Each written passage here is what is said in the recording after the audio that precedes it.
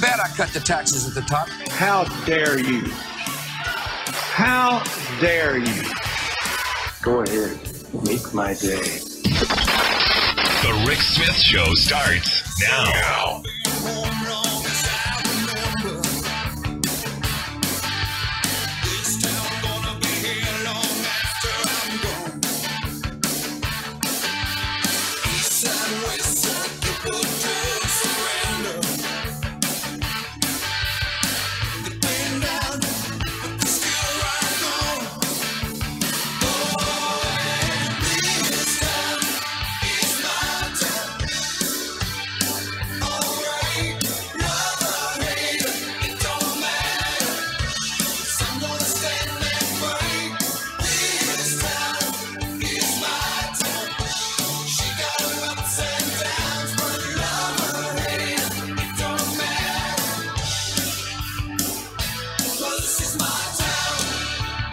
Welcome, brothers, sisters, working class heroes. This is the Rick Smith Show. Thanks for being here. Today on the big program, lots to get to, lots to talk about. Space Force! Yep, the Space Force. Space Force. Space Force. Who couldn't be against Space Force? I was looking at Mike Pence's speech today, laying out a small amount of additional fear and stuff like that to get us to go, yes, Space Force. Reminds me of, when my childhood. Look, the space, the final frontier. Yeah, I mean, when I was a kid, all in. Cute little uniform would have been fantastic. All the little toys and the gadgets. As a kid, my favorite TV show was Lost in Space, which, maybe we could put Pence and Trump on a rocket or spaceship, send them out and, maybe watch the hijinks from here, a safe distance away. But yeah, my favorite magazine was Omni magazine. I loved all the Ray Bradbury, all of the Johnny Rocket, all of that stuff. Yeah, living it, Space Force. And I gotta wonder if this is one of those things that, maybe when Trump and Pence were little kids, they were thinking the same things. So this is just, their childhood come to reality, come to life. Yes, Space Force. Now, I don't know that it's actually going to happen. I know we had talked about just the other day that the Chinese have increased their hypersonic, travel, which I got to think that we're still ahead of them. We're just not advertising it. But this is a nice way. And I said it, the other day when we talked to Luke Vargas, this is a nice way of going, you know what? We don't need guns or we don't need butter or milk or sugar or shoes. We need guns. We need spaceships. We need toys. And it got me thinking about Eisenhower today, in his Chance for Peace speech. Missed opportunities. And the famous quote of his that every gun that is made, every warship launched, every rocket fired signifies, in the final sense, a theft from those who hunger and are not fed, from those who are cold and not clothed. He said, this world in arms is not spending money alone. It is spending the sweat of its laborers, the genius of its scientists, and the hopes of its children. He says, the cost of one modern heavy bomber is this: a modern brick school in more than 30 cities. It is 2 electric power plants, each serving a town of 60,000 population. And it's 2 fine, fully equipped hospitals. Now, inflation, way out. I mean, to a modern bomber today, we could get a lot more than that. But he goes on to say it's also some 50 miles of concrete pavement. We pay for a single fighter with 500,000 bushels of wheat. We pay for a single destroyer with new homes that could have housed more than 8,000 people. This is not a way of life at all in any true sense. Under the cloud of threatening war, it is humanity hanging from a cross of iron. And we are starting the next arms race. I mean, this is really what this was today, was that shot across the bow, if you will. This is us saying, yep, game on. We're going to, any of those social programs that you socialist people wanted, like, education for your kids, like any debt forgiveness for you college kids who are, a generation in debt, any help of, making sure that seniors retire with dignity and have health, that stuff all gone. We are now all in for the final frontier, the space war.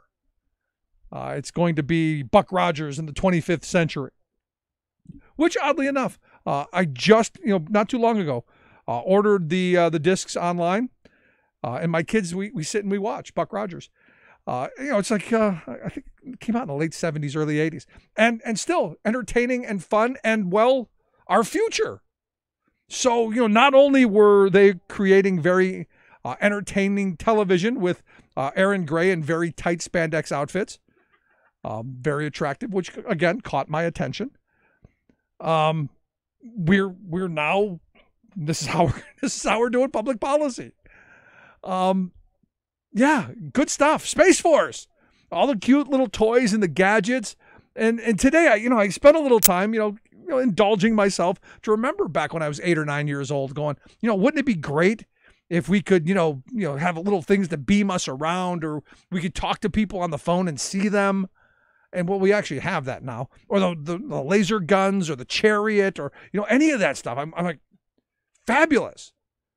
Now we do have some of the aluminum foil blankets like they used on the Jupiter one. We're just now giving them to kids that we stole from their parents, and are making them sleep on concrete floors in 50-degree weather, in 50-degree air conditioned rooms. Yeah, that we're doing that. I don't think that's what they really thought those blankets for. But I started thinking about, the jetpack. Anybody else remember Lost in Space? They had these cool jetpacks that you could, you just put the button and it would just shoot you like a rocket all around. You could fly all around the place. I'm excited about the possibilities of all the toys that can be marketed to our kids. I mean, because I have this conversation with a friend, fairly often. Because he likes to point out that my generation, my age group, we were really the last generation to grow up in a kind of a normal way. Where, we got to go out and play, and we weren't constantly inundated with, advertisers trying to get our attention, that we could be kids, that you go out, ride your bikes, and you were with your friends, and there wasn't all this electronic gadgetry and all this stuff to get your attention and all that. And also, the merchandising.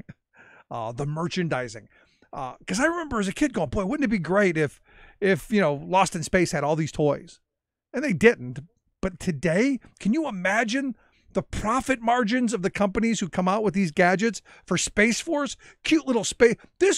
You could have the new generation of brown shirts, only we could call them Space Force. It would be great. Screw the Boy Scouts. We got Space Force.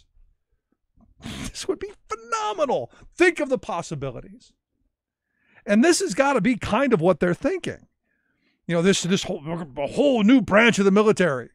Start from scratch. Our legacy. And cute little uniforms. Because evidently that's one of the things that they're battering around. Because they haven't had to come up with a new uniform for our military since 1947, evidently. The last year that we fired up a new branch, which was the Air Force. So yeah, good stuff.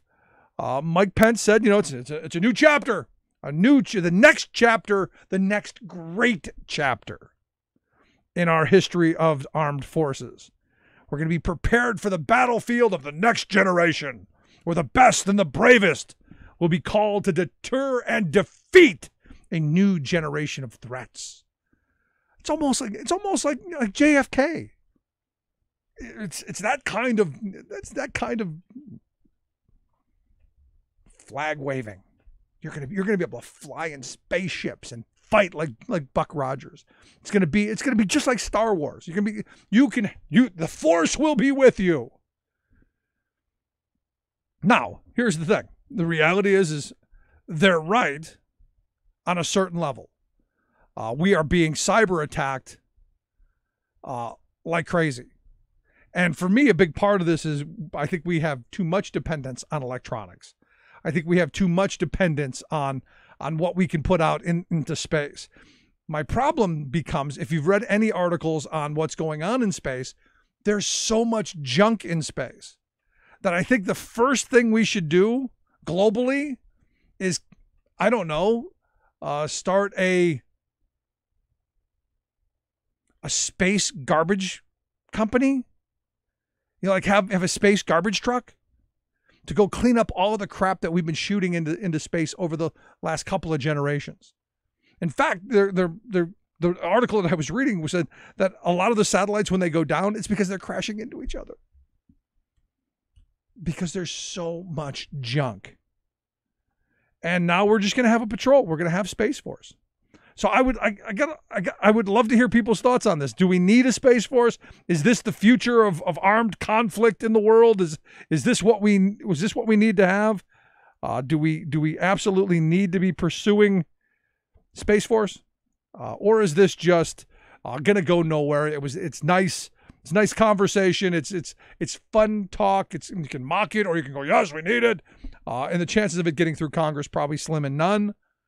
I'm thinking not going anywhere, but interesting to battle that around. And the thing is, I was thinking about Eisenhower and a decent Republican. When was the last time we had one of those?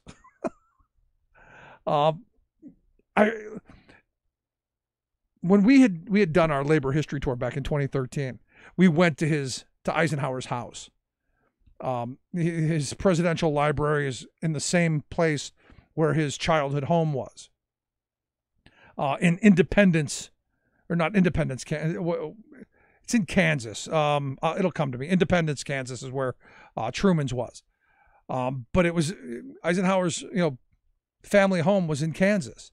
And you walked through this very meager home and this library that was filled with, all of these calls to higher, to higher callings, the idea that, we should not be spending all this money on guns and bombs.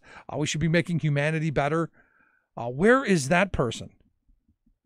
Where's that person today? And I'm often curious, what he would think of Space Force as a military guy, because look, we heard some of the early reports from like Jim Mattis, who I guess was on board with it, but didn't want to set up a whole different bureaucracy. Because look, you do need to make sure that you keep up with technology. I mean, the one thing that you can say about this country is that we've always pushed the bounds of technology, the bounds of possible. And, my fear has been over the last 20, 30 years that maybe we haven't been doing that. And because what we've done, instead of investing in the next generation of technology and pushing the bounds of technology, we've given the resource away. Big tax cuts for the very wealthy, running huge deficits and all of that stuff. Is this one of those moments where we start to catch up? Because understand, the space race, which was, lots of money, was phenomenal for investment. It was phenomenal for job creation. It was phenomenal for for the future of this country and all the things that we got out of it. Hey, we got Tang. Who could not be thrilled with the idea that the space race got us Tang? That yummy orange drink with water. But no, we got tons of stuff. I mean, I took a train ride with a guy at Disney, oddly enough, who worked for NASA. And he went through all of the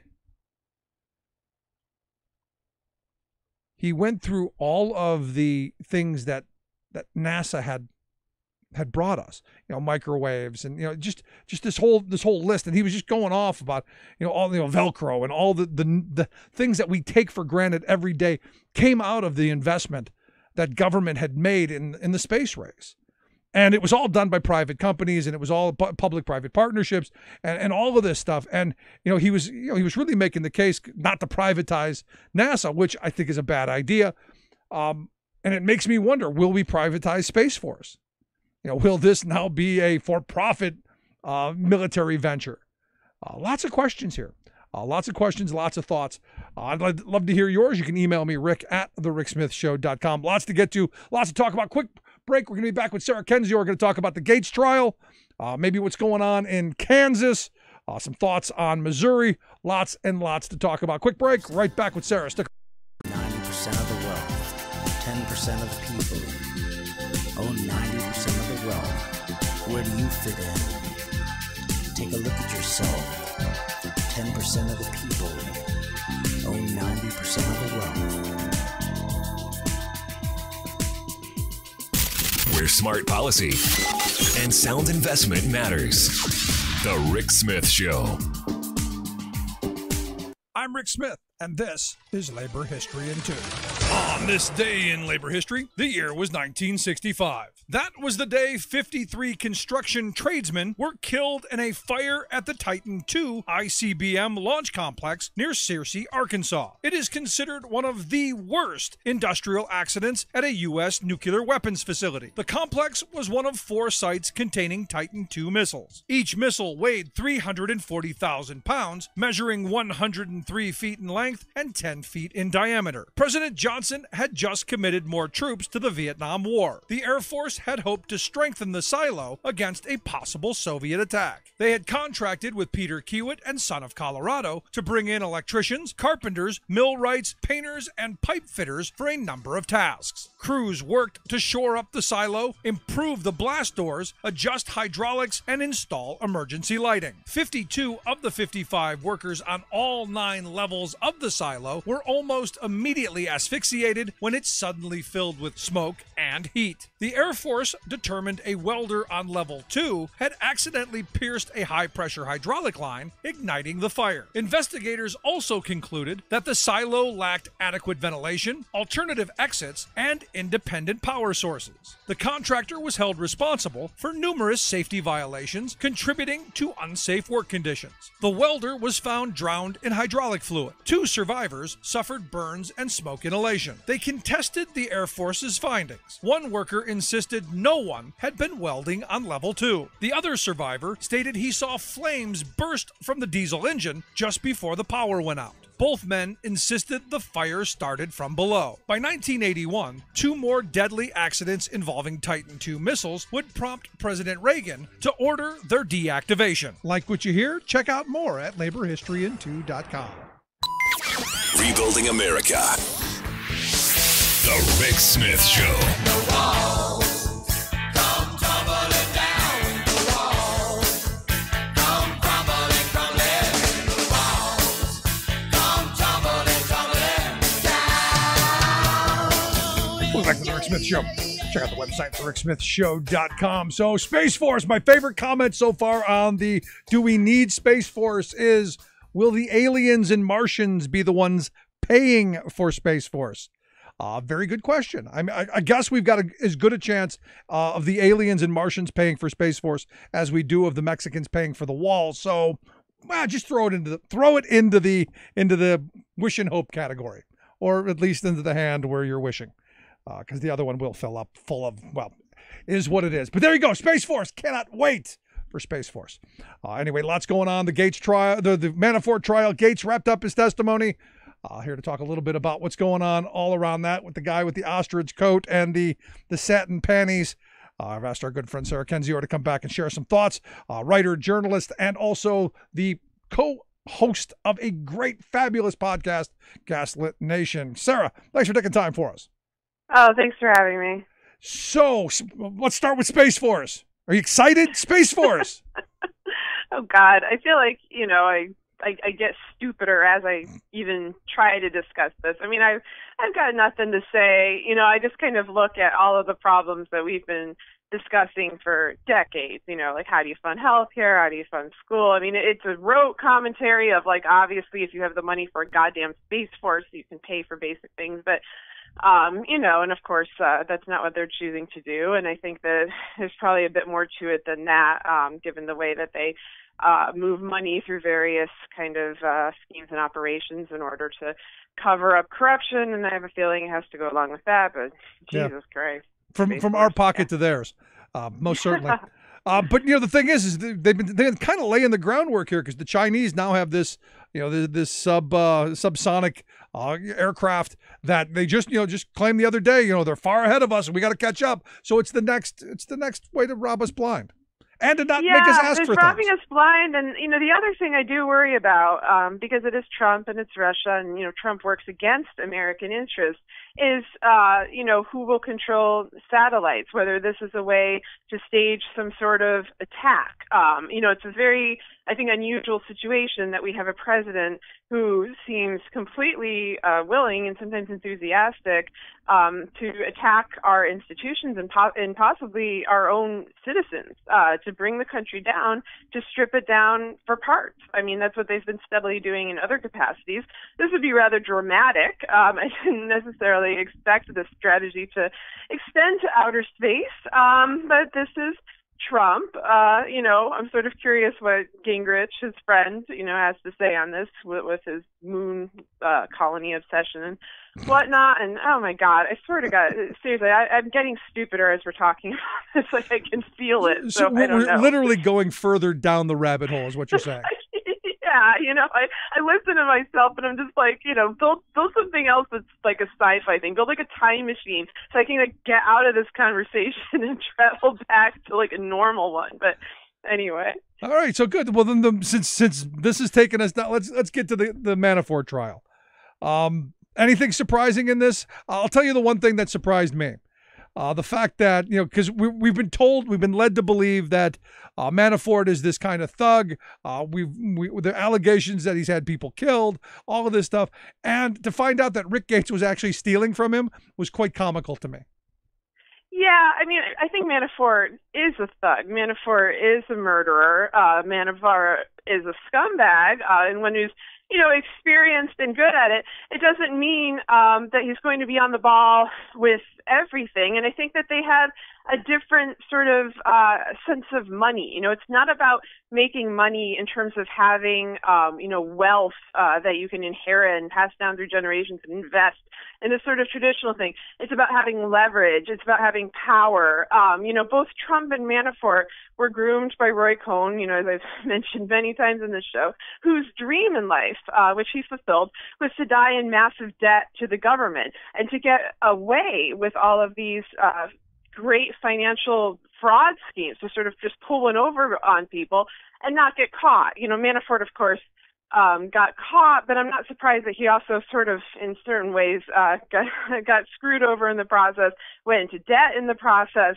But I think it's sort of, you have to view how they work with finances differently. And yeah, it was also interesting to see the clothing selection and the fact that jacket makes him look like a geriatric member of New Kids on the Block. But that said, interesting trial.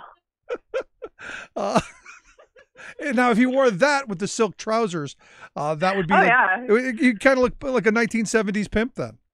Oh God, man, real sexy. It's like, we've suffered enough as a nation. Like, I didn't need to see all that. Like, I've been through too much. You know what I mean? There's a limit for me, and I think I've hit it. But yeah. But at some point, you need the comedy. I mean, at some point, you need to laugh. And look, Space Force today for me was that laugh. I needed to go. You know what? Now we've jumped the you shark. ask me about Space Force, I lose my shit on the show. I have to stop talking about it. It's just like, where are we going with this? Anyway, yeah, Space Force.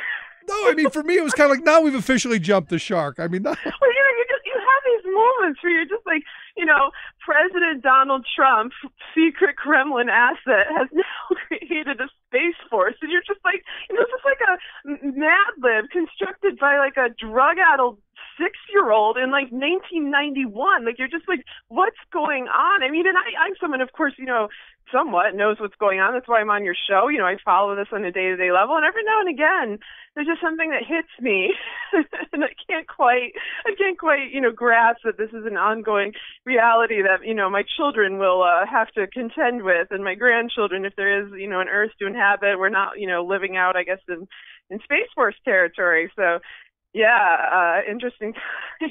Yeah, big fun. And, the thing that's interesting to me is, I'm watching this Manafort trial, and, it's kind of boring, to be honest. It's accountants and it's, it's math, and it's basically just tax evasion, which, look, we knew.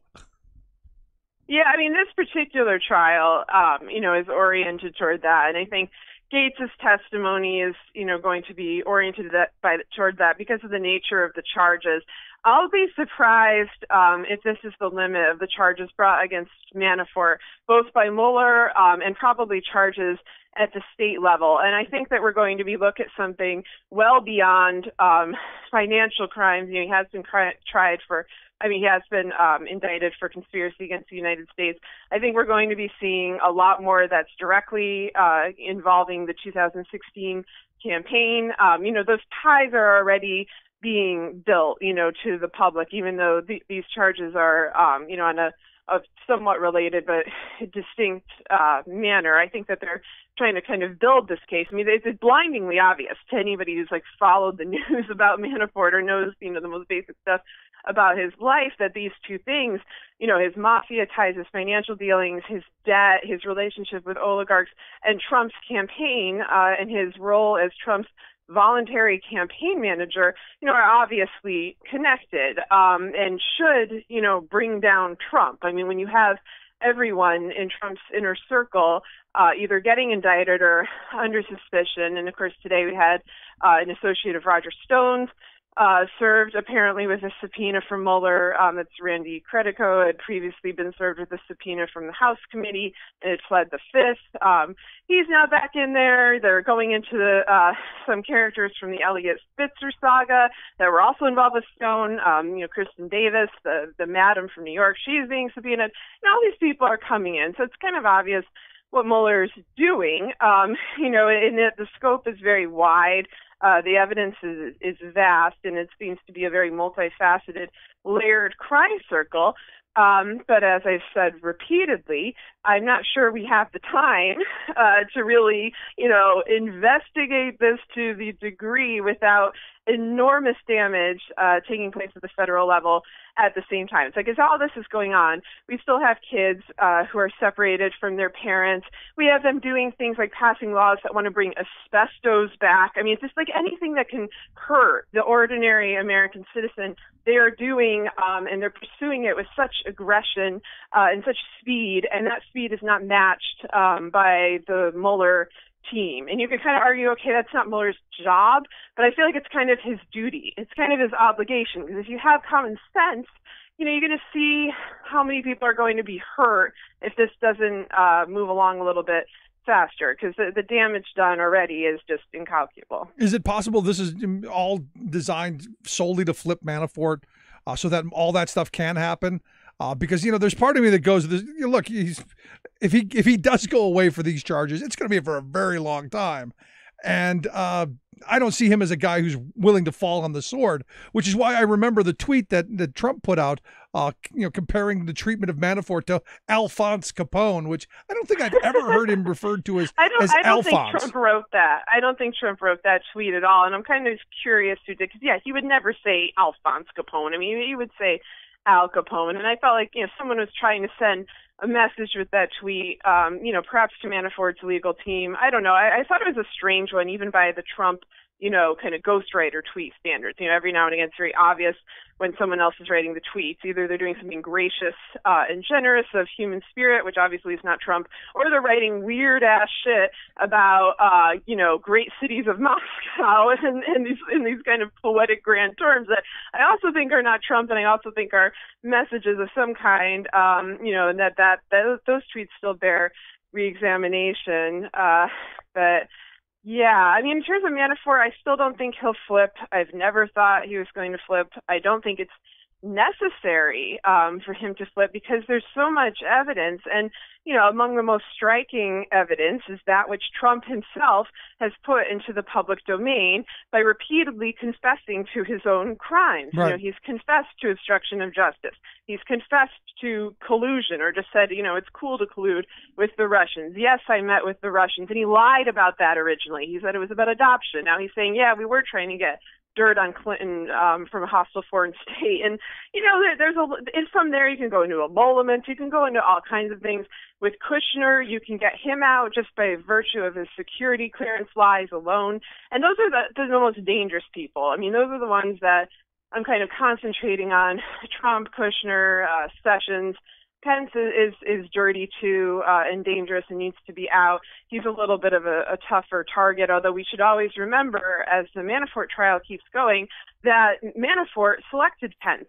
He was very invested in getting Pence in there, and so I think it would be worth, looking into why exactly that was. Good point. You brought up the Trump meeting. Now we find out that there was potentially a second meeting before, or a first meeting before the first meeting. Any thoughts on that? God, maybe I haven't heard about this. I've been like, there was evidently, reportedly, they're saying that there was a meeting before the June 9th, the Trump Tower meeting with the Russian lawyer. Evidently, there was a meeting before that, 2 days before. That would make sense given, some of the comments that Donald Trump Jr. made in the emails, where he certainly didn't sound surprised by any of this, so I'd have to relook at the dates of those emails. I mean, I feel like the idea that this has not been in the works for years is kind of false. That like one day in 2016, Kremlin people and oligarchs, these are people, of course, have known Trump and Manafort and Stone personally for decades, suddenly came out and said, hey, you guys, we can help. I do not think it was this sort of random thing that started to happen in 2016. I think perhaps the investigation maybe picked up into Russian mafia activity and its relationship to the Trump campaign at around that time. I mean, when you hire Paul Manafort as your campaign manager, that's what happens. But I think these ties go back a long time. We know that, for example, Felix Sater and Michael Cohen were emailing each other back in 2015 saying, they were going to get Trump in office and Russia was going to help. And it's like, there are lots of statements like that. There's Trump's own interview in 2014 where he implied, he said Russia is going to help with something and, we're not going to object to it. And, he obviously was thinking of a presidential run at that point. He had just run before in 2012. He's repeatedly run. And so, the idea of them having other meetings, yeah, I definitely think they had other meetings. I just don't think that they began in 2016. I think a number of different individuals had been meeting for a long time. I mean, other examples, of course, are the RT Gala that was held in December of 2015, which Jill Stein went to, Michael Flynn went to. At the same time, Sheriff Clark was over in Russia in that same month in December 2015. We had the NRA's involvement going back there. So, these guys were all talking to each other. And so another meeting in Trump Tower, I just see it as like one more item on a very long list. Yeah, I know a lot of people are saying that maybe the plan was hatched even as far back as 2013 when Trump was in Moscow for the Miss Universe pageant. Oh, absolutely. I mean, I think the plan as a sort of, an ideal, something that they'd ultimately want to achieve, both Trump getting into power, Manafort and his Russian oligarch mafia connections wanting to benefit from this arrangement, U.S. plutocrats wanting to benefit from it. That was always kind of around, and I think they were waiting in some sense for the right conditions. Trump did run in 2012. I think they realized he wasn't going to win then.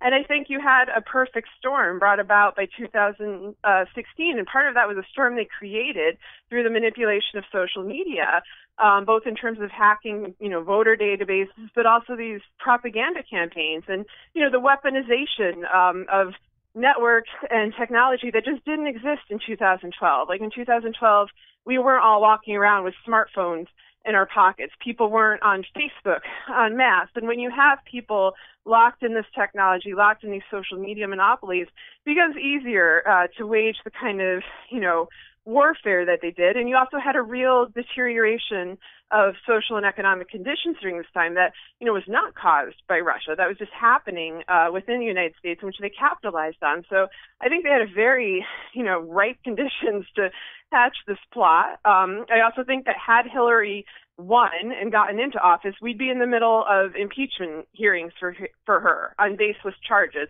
We'd be in the middle of a zillion Charlottesville-like events. I don't think it would have gone smoothly because I think they really were very determined to do this. It was just a matter of which way, they managed to achieve it.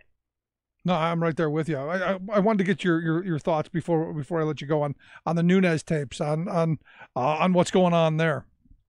Oh, God. I mean, with Nunes, it's really amazing to me that we've known how dirty Nunes was for such a long time. Back in March 2017 was when he had that kind of, frantic, worried press conference where it looked like he was worried he would be held accountable for his complicity, for the fact that he was acting as a lapdog instead of a watchdog in terms of oversight. And he's just there. He's like another example of, the audacity of, the criminal, flagrancy of how Trump and his lackeys behave. I had some hope he might be removed from that committee or investigated in his own right, and he's just there wielding power over it. And you see this attitude, all throughout the Republican Party. You see it with Kobach in Kansas. You see it in other Republicans who basically want to control the law in order to break the law. That's the goal.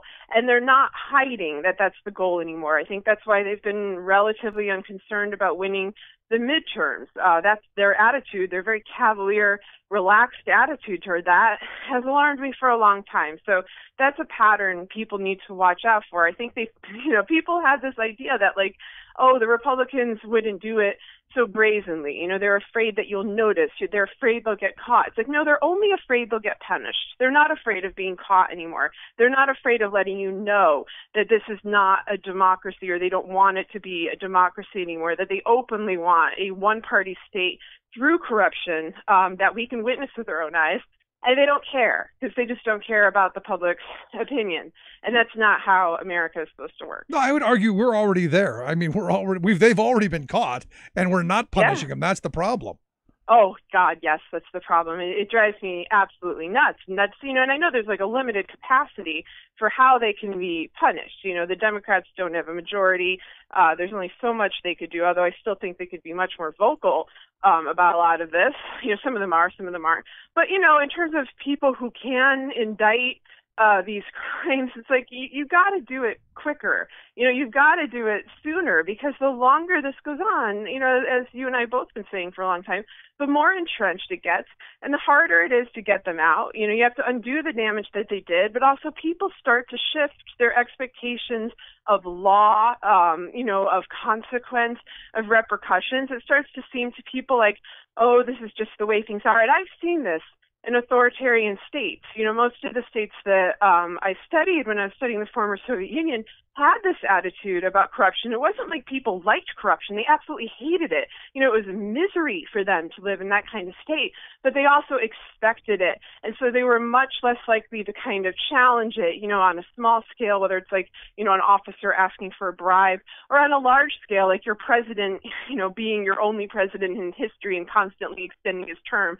under illegal conditions. And it's so demoralizing. And so I really wish, since we do have a legal system still that can indict these people and get them out and show that there are consequences for these behavior, that they would use the tools they have before they don't have those tools anymore. Yeah, exactly. And, one of the examples I used yesterday is your state of Missouri, where yesterday, and good on the voters there, they pushed back the whole the right to work nonsense. Oh yeah, but here's in the two instances where voters have been able to go to the polls and push back, at least in the last couple of years, overwhelmingly 2-1, voters have said no, we don't want this kind of poison. Yet the Republicans continue to push it without any fear of just what you said, any fear of being held accountable at the ballot box. Yes, and that's alarming, because they should be afraid. I mean, I live in Missouri, and I've yet to meet anyone, Democrat or Republican, I don't know any hotshot Republican donors, so maybe that's my problem, that wanted right to work. Everyone was against it. You could drive in any corner of the state and see signs against it. So this is something where you really have, a unified population coming out, and I hope that Claire McCaskill takes advantage of this and, highlights labor issues in her campaign, and also notes that it is Republican donors that are trying to screw over the American worker, that are trying to back these kind of laws, including her opponent. So I hope that comes through. But yeah, you'd think that they would be pretty worried about that, and pretty worried about all these special elections where Democrats are winning. Turnout is incredibly high. The turnout in the Missouri, primary and special elections this week was just unbelievably high. You'd think they'd be a little more concerned, and they're not. No. And that's for the reasons that I brought up before. whether there will be a hacking, or they'll just use the pretext of a hacking and say, oh, the Democrats didn't really win. It was Russia hacking on their behalf, which is absolutely absurd. Those are all serious things that we may face down the line. And also, to plug the podcast, we're doing a special episode on election security, election integrity. It'll be the next one coming out, I think, in about 11 days. We interviewed an expert on the topic. It went really well, so people should listen in for tips on what ordinary citizens can do, to battle this kind of corruption. I cannot wait for it. It's one of the things I look forward to. Sarah, keep up the great work. I appreciate the time, and I hope you'll come back again real soon and entertain us at least and inform us. Oh, thank you. Thanks for having me. Thanks so much. Always great talking with you. Again, check out the podcast, Gaslit Nation. We'll make sure we get a link out so people can take a quick look at that. Quick break. Right back. Stick around. You're listening to The Rick Smith Show, where working people come to talk.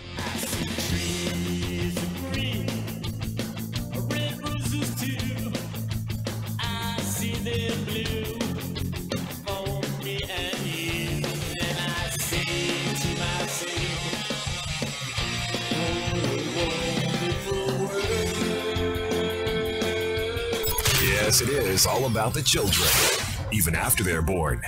Rick Smith. I'm Rick Smith, and this is Labor History in 2. On this day in labor history, the year was 1979. That was the day that young women workers at the YH Trading Company in Seoul, South Korea, staged a sit-in strike.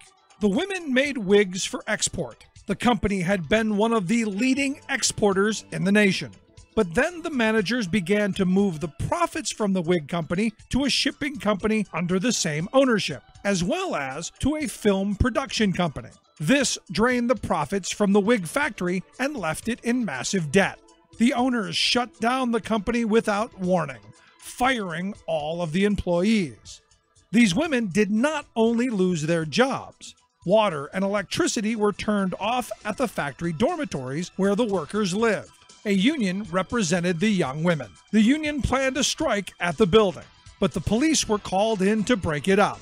The workers decided to move their protest to the local headquarters of the new Democratic Party. The party was in opposition to the leader of Seoul, President Park Chung-hee. The fired women were welcomed at the new Democratic Party headquarters. There, they decided to stage a sit-in to bring attention to their situation. The workers' sit-in only lasted 3 days. Then 1,000 police stormed the building. They overturned furniture and broke windows. They dragged the women out of the building violently. One woman, 21-year-old Kim Young-suk, died in the raid. She fell from the roof of the building in a clash with the police. 4 of the union leaders were sent to prison. More than 200 of the workers were expelled out of the city of Seoul and sent back home to rural areas. Today's Labor History in 2 brought to you in memory of Carol Hillman, a passionate friend of workers and volunteer of the Illinois Labor History Society and The Rick Smith Show. The most important issues of the day. This is The Rick Smith Show.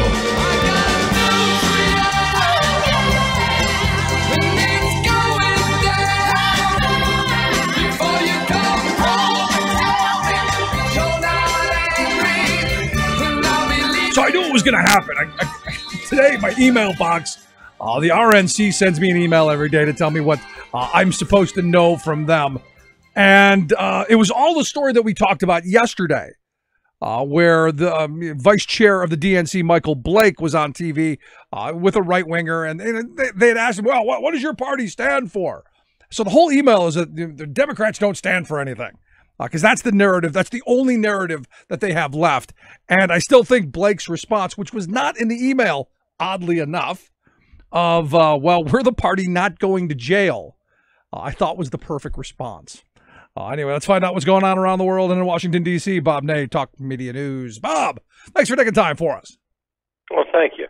So what do you think? Party not going to jail? I think that's a perfect response. Well, actually, Collins is in trouble within the Republican. Now, this was from the RNC? Yeah, every day the RNC sends me a couple of emails to tell me what the talking points of the day are and, what the issue of the day, what I should be focused on. Oh, okay. Well, I don't know. I haven't, I'm not on the mailing list, but I know that I've been watching the Ohio election, Ohio 12 district here. I've been asked all day long about that across the country. And that's a huge one because that's right in your backyard. So what's it looking like? Well, two of the counties, Rick, Licking County and Muskingum, are counties I had when I was in Congress. Now, Licking County was shared between John Kasich and I when I first got in 1995. Then he moved on to Wall Street, then he became governor. And then a guy replaced him named Pat Tiberi. And Pat quit, and that's what ended up with this, causing the special election. Now, this is a fascinating seat and candidates because there was a guy named Troy Balderson, and he was not the conservative favorite, but he won the primary. And Pat Tiberi, the incumbent congressman, actually gave him, I think, about $400,000 out of his own, wow, campaign account. Yeah. And then I got this brochure mailed to me at home here, and I gave it to a attorney I know that was supporting the conservative Republican woman, against Troy Balderson. And I'm not kidding you, Rick. I howled. I've never seen a brochure like this in my lifetime. 6 pages of I'm Troy Balderson, and I'm Pat Tiberi. And then it has a picture of Pat Tiberi, the congressman that quit. It says Pat Tiberi is for, stopping illegals. I'm Troy Balderson. I'm Pat Tiberi. I mean, it went on for 6 pages. I about died. So anyway, it was very clear that Tiberi wanted him in, and Tiberi's running the Business Roundtable now in Ohio. Well, along comes Danny O'Connor. Danny O'Connor is he's a decent guy and everything, but he's not a wow, Barack Obama or wow, this guy's electric. He's just not. Not bad. I'm not trying to put the guy down, Rick, but he's just not like one of those candidates you say, wow, this guy's on fire, So you got Troy Balderson and Danny O'Connor. Now the seat has been 30 years Republican controlled. And again, I had 2 of the counties, and I would win those all the time. In fact, those are the only basic Republican counties practically in the district at that time. Well, Balderson had Trump in and Pence, and any Republican with a heartbeat was in there. And they canvassed and did this and that. He's now ahead 1,500 votes. Yeah. They outspent O'Connor 5-1. And today they found 588 ballots, and this is all legitimate. It's not everybody's talking about fraud. 588 ballots that weren't counted through the system. They counted them. They were in a suburb of Franklin County, Columbus, Ohio. Columbus. They were in a suburb, which is typically kind of Republican, obviously, usually. And it came out to 180 or 90 votes in favor of the Democratic candidate in the suburb. So, outstanding are about 3,000 some provisional ballots and overseas ballots. And you know what they tend to do? Well, if they're overseas, they'll tend to go Republican. Maybe not in this case. Yeah, it's going to be interesting to see how this plays out. And my fear is that it ends up being, it gets down to under 1,000 votes, and we blame the Green Party for putting a candidate up. Yeah, they did have a candidate, Manchik, I think was the name. But the interesting thing about this seat is it's a warning sign to the Republicans because there is no way, and again, Danny O'Connor is not a bad guy. There was no silver bullets, on Balderson, the Republican. But I've got to tell you, it should never, no matter what, have been this close. No, that's what I've been saying all along because the last, obviously that district went 11 points for Trump. But I guess from what I understand, the last election with Tiberi there, it was like a 36-point win.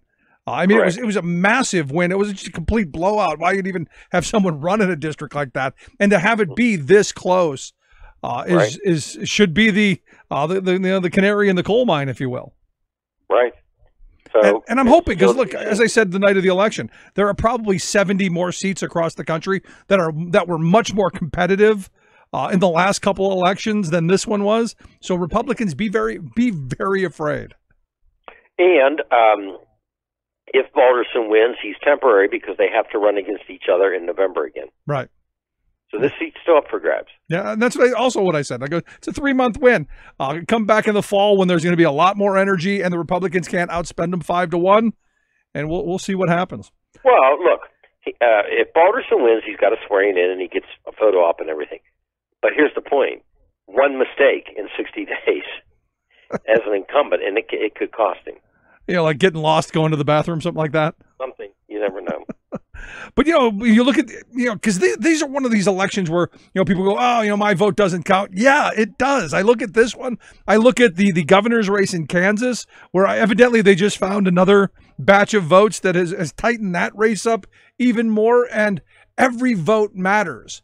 Now, I look at Kansas, which has a weird, screwy kind of scenario where one of the candidates, Chris Kobach, is actually the Secretary of State, who I guess gets to oversee the counting of the elections and sets kind of the rules and enforces the rules on how they'll be counted.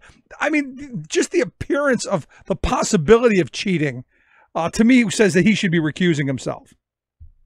Well, yes, he should be, and they can set up, somebody or a deputy or whatever they would do in a case like that. But I thought it was strange that, he wasn't going to do that. But honestly, knowing who he is, does it surprise you at all? Well, yeah, I just thought there'd be so much pressure. Yeah, evidently not on that side. I mean, if it were a Democrat, I truly believe that there would be much more pressure. It's kind of screwy. But here again, the message out of all of this is that every vote counts, and make sure in November you march yourself to the polls. There you go. So, interesting news. Trump is officially accusing Russia of the chemical attack in the UK. Is that got that right? Yes, and of course the attack occurred earlier this year, and they said it was Russian a long time ago. So I think the timing of the sanctions are obviously up for suspicion. Number two, these aren't sanctions like they would do against Iran. These are, they're sanctions, but they're, on some licensure, and it's not, they're not, it's for show. I mean, the timing of it is, this has happened a while back. Yeah. Kind of suspicious. So what was in the hand delivered letter from Trump to Putin that Rand Paul took over? Any idea? I don't know. I'm sorry for the. Thank you. I don't know. I'm sorry for having to do this. I need to look like I can save face. You think that's kind of what it was? I don't know. I like I said, maybe thank you. I mean, Rand Paul is usually, crazy out on the fringe. I can't imagine that he would allow himself to be used like this. Well, his father, Ron Paul, and I used to say this a lot. Two of the I found anyway, two of the most very genuine people, whether you liked what they had to say or positions or what, were Dennis Kucinich and Ron Paul when they were both in Congress, right? And Ron Paul, when it came to foreign affairs, he was talking to Iran way long before. I don't know if some of that rubbed off on Rand Paul, that he doesn't.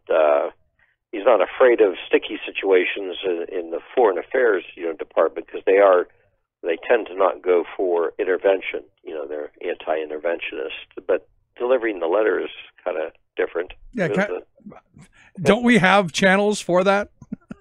Right. Don't we have couriers to do that? When did a U.S. senator become a bag boy? It just right. kind of struck me. It is. It's different. It is different. Now the big news: Gates done with his testimony in the Manafort trial. What are we thinking so far?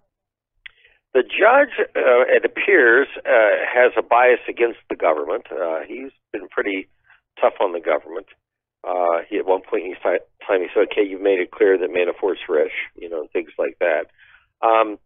This is one of those trials that's filled with all what we call the sexy stuff, that DC's made of. The corruption, the money, the shell companies, the cheating on your wife. I mean, it had every aspect of everything. I don't know that the finish by Gates was nuclear explosion. I don't know if that I would call it a fizzled firecracker. I mean, it's there, and it's damaging to Manafort, obviously because Gates is admitting things. It was interesting. I don't know how he said this, but somebody had asked him if the government had mentioned how many years he could have done time. They said, "Is it true that they mentioned 200 years to you?" And he answered something to the effect of, "No, it was 100," something like that. Yeah, like you'd make it out of that one. But well, if you get 100 years, Rick, the first 90 is the toughest. The last 10 aren't. But I don't know that this trial is going. That the bombshell is there to come out about Trump and the campaign and what. I just don't see where it's going to enter into this trial. Yeah, I don't think that's what this was about, though. I think this was about squeezing Manafort to face 100 years in jail. And like you said, it's those first 90. Because look, they've laid a pretty good case of him being a tax cheat, and I found it interesting that Trump said that Alphonse Capone was treated better. Interesting. They got Al Capone on tax evasion, which is basically what they're going to get Manafort on. Mm-hmm. Sure. Yeah, I don't know how he doesn't. If I was a betting person on this one, he's going to be convicted. Certainly, and this is to squeeze him to turn and turn on Trump and tell all the meetings and all of the stuff, because now evidently there was a second meeting before the Trump Tower meeting that you just got to go. The lies eventually will come to light. But here's the thing that caught my attention. You got Manafort, who's kind of like this mob thug character, or so they've painted him, and you've got Gates, who evidently was robbing him blind. Right. Yeah. Correct. Yeah, he siphoned off a couple 100,000 here and there. Yeah, what's a couple 100,000 among friends? Well, you got to know. You got 60 million from the candidate. So man. Wow, that's just. I mean, that's money that I can't even imagine what you would do with, and then how you could be broke at the end of it. Like, look, if you're buying a $15,000 ugly ostrich coat, I kind of get maybe or I think it was like $1,500 for satin trousers or whatever that is. If you're wasting money on that kind of stuff, maybe, but the numbers they're talking about, I have no idea how you're broke with that kind of money. Right. Yeah, how could you be? Which is why the judge is like, we don't want to talk about the wealth too much, because all of those people in the jury, they're probably making 50, 60, 70 grand a year, and to hear somebody pissing that away on something stupid like satin drawers, I would kind of be biased, so I kind of get that. Sure. Right. And finally, I'm still waiting to hear from the Tea Party people. Where are my tea Twizzlers?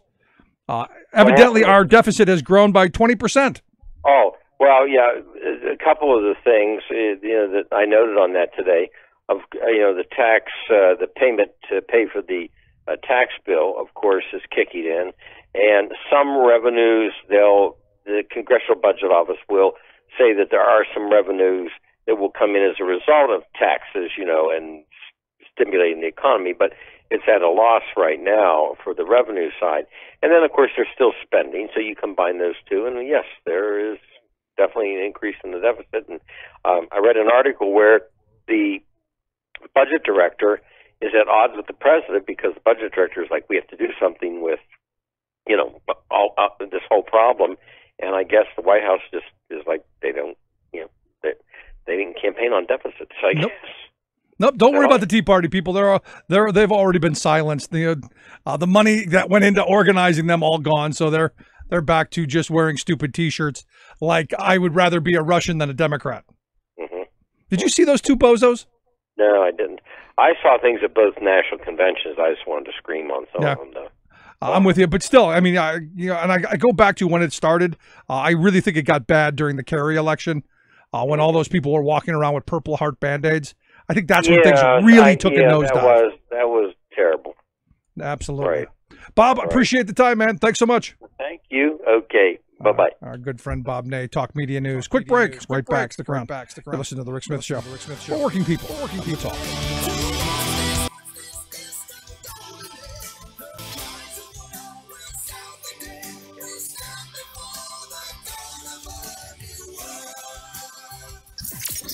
Radio of, for, and by we the working people. The Rick Smith Show.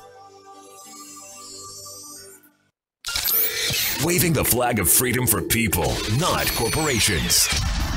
Rick Smith. I remember that, the Purple Heart Band-Aids. And again, one of the more despicable things I think Republicans have done over the years. If you missed any of the program, thericksmithshow.com. That's where you go get the podcast, the Rick Smith Show app on the smartphone. Take the program on the go wherever you go. And as always, you can email me, Rick, at thericksmithshow.com. We're going to take a quick break. Right back with hour 2. Stick around. This is the Rick Smith Show. We're working people. Come to talk.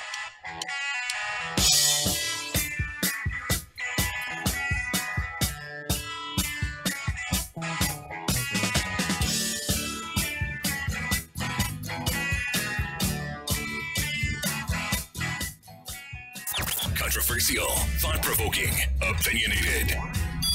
Rick Smith. It's odd that Washington Republicans are so loudly crowing about their passage of the Trump-McConnell-Ryan tax law. Odd because the people outside of Washington hate that law. Yes, hate. With a public approval rating of only 30%, the GOP's trillion-dollar giveaway to multinational corporations and multimillionaires turns out to be Congress's second most disliked domestic law in the past quarter century. Second only to the multiple attempts by Trump, McConnell, and Ryan last year to take away the health care coverage of 23 million Americans, a move so mingy that 77% of the public opposed it. Why do those doofuses keep trying to shove such wildly unpopular measures down people's throats? Because, as Daily Beast columnist Michael Tomasky succinctly explained, quote, they are serving their mega-rich donors and the most extreme elements of their base. Yes, in today's rigged political system, the special interests of a tiny minority trump the will of the great majority. Since the GOP's tax bill drastically reduced corporate taxes and increased many of ours, a few corporations are trying to dodge public fury by pulling a trickle-down trick on us. They're awarding a tiny portion of their bonanza to workers, not as pay raises, but as one-time, quote, bonus payments. Bank of America, for example, is doling out $145 million in worker bonuses while pocketing $2.6 billion it will get this year alone from the tax cut.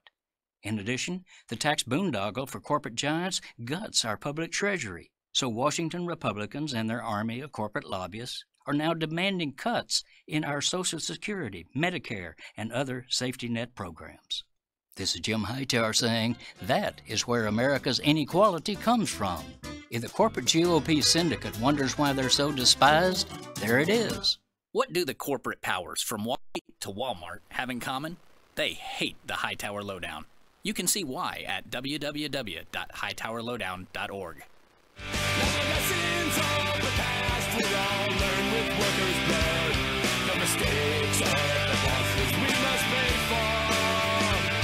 From the cities to the farmlands in trenches full of mud. 'Cause war has always been the boss's way, sir. Come on! The unit forever defending our rights. Let's fight the right wing, our workers unite. With our brothers and our sisters from many far-off lands. Ah, yes, from many far-off lands. Space Force! I just can't get it out of my head. Space Force! Who could not be thrilled with the idea of Space Force? And here to share some thoughts on Space Force, our good friend Sarah Burris, reporter over at Raw Story. Sarah, Space Force! Live long and prosper. Now, I can't do that. I can never do that. I can do this one, can't do the middle one.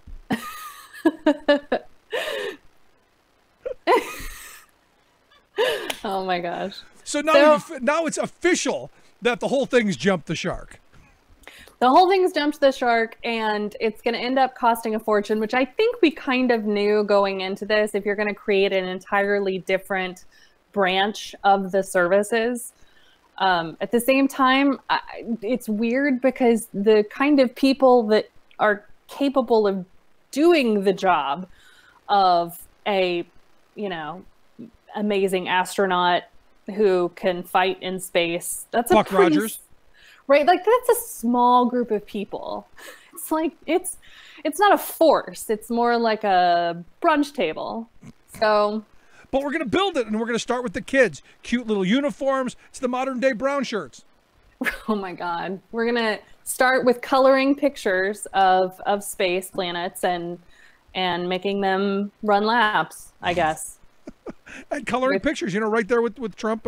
I'm assuming that's what the letter to Putin was that Rand Paul hand delivered. Just a colored love picture. Like, when you were a kid in grade school and made mom a Mother's Day card, kind of what it was.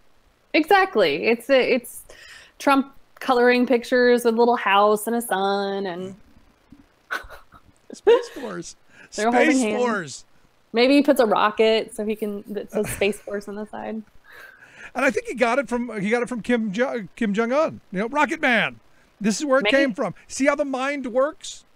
And when Mike Pence was talking about it, I mean, you know how religious he is. So I think this is really just a religious ploy to get him to turn space Christian or something like that. We could turn the Martians to Christians. Look at that. Right? Jesus, take the rocket. Get it? Instead of Jesus, take the wheel. I got it. I'll be here all I week. got it. I was allowing myself a moment to get a good laugh out of it. I got a million of them. And as Carol tweeted back to us, that the Martians are going to pay for Space Force. Oh my God, that's brilliant. Well done, Carol. Yeah, no, I mean, it's brilliant. I mean, I think the chances of the Martians paying for it, are about as likely as the Mexicans paying for the wall. But hey, it's a good chance. Anything could happen. There you go. This is the Trump White House. Well, and on a serious note, I see this as even if by them going forward, a massive opportunity for graft and theft and the kleptocracy to reach the next level, because now they're not just scaring us with, hey, the terrorists could be around the corner. The terrorists could not only be around the corner, but up in the sky. Yeah, they could fall down on you. The terrorists are waiting to parachute into the United States right now because they have that kind of money. So we need to take insurance away from children and families, and we need to cut that crappy school lunch programs. No more education. We need to spend it on Space Force. Yes, Trump wants his Space Force over education and Social Security and Medicare and all of those things that are actually important to people. Yeah, I do find it interesting, though, that you had Mike Pence being the guy talking about Space Force, because a lot of science would go into this. It's not something that you can just say, I believe we can go to space and magically get there. Yeah, no, you have to believe in science, and you have to believe in the scientific method, which I'm pretty sure they also don't believe in. And Mike Pence is not that guy. I don't really understand what this is about. I mean, but honestly, Mike Pence is the guy who just does whatever he's told and pretends like he loves Trump because any minute he's going to take over the presidency because someone's going to jail. So he's one impeachment away. It's not a heartbeat. He's one impeachment away from being president. Yeah. Which is why I kept saying, Paul Ryan should not have left, because he's only 2 impeachments away from being president. And I wonder if Paul Ryan kind of understood that, and he was like, you know what? I don't want to be the president. I'm out. Once he saw what it was really like, and once he understood that he was never going to succeed in the Republican Party because he wasn't crazy enough. Of all things. He's still crazy, but just not crazy enough. Right. I mean, this was a guy who was doing keg stands, dreaming about destroying Medicaid and Medicare. He's out there. This is like instead of Playboy, he was reading Ayn Rand. So, wow, he's that guy. That's just twisted. Just twisted, I tell you. Let's move on. Yesterday, big day. Missouri, right to work, shot down. Good stuff. Kansas, kind of a crazy moment. You got Kobach, who, interestingly enough, in charge of his own election results. Yeah, I have a problem with that. You think? It seems like the rest of the country might also have a problem with it too, if Twitter and cable news and all of the other things that I'm seeing is any indication. I mean, maybe crazy right-wing Chris Kobach fans are like, nah, let him do it. But the rest of the country's like, no, this is a bad idea. But, then again, if this is how we get Chris Kobach so that Laura Kelly can beat him, then I'm fine with that. Yeah, or he can become governor, and it will just be pure entertainment for 4 years. Watching the suffering and the people flee from Kansas. Kansas could be the least populous state in the nation after a term with him. Yeah, that's the thing that I'm worried about. I mean, I'm totally fine with Chris Kobach going down in flames, but all the people that live there, it's like, maybe you guys can come pitch a tent on my lawn. Come down to Oklahoma. I got a few spare bedrooms. Yeah, we've had Donner Party of 5. Never mind. I'm wrong way to go there. But it's interesting because the early reports are that evidently someone found 100 votes, which has made this election a lot tighter. The claim is that he's the one who screwed it up, So it's gonna be fun watching the volleying going on both sides, and the opponent has asked for him to be recused. Gonna be fun to watch this as the Republicans eat themselves. Yeah, and I want to know if he found the votes like in the cushion of the couch, or were they like stuffed into Kobach's jacket pocket? Like, where do these votes reappear from? That concerns me. No, what evidently the person who's in charge of the county said is that the mistake was on Kobach's end, where they put 422 votes for the other person instead of 522, which then made the election, instead of 191 or 195 vote difference, made it just 91 votes difference. So it actually hurt Kobach when this came to light. And what they're saying is he's the one who screwed this up. And you got to go, this is what happens when people see you as the one in charge of the recount, or in charge of certifying the election.